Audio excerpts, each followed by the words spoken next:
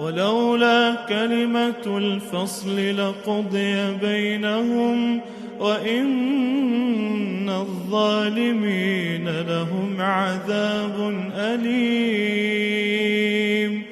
ترى الظالمين مشفقين مما كسبوا وهو واقع بهم، والذين آمنوا وعملوا الصالحات في روضات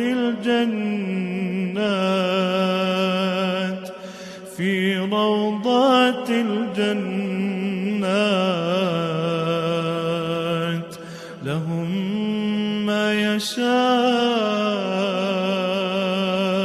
عند ربهم، ذلك هو الفضل الكبير.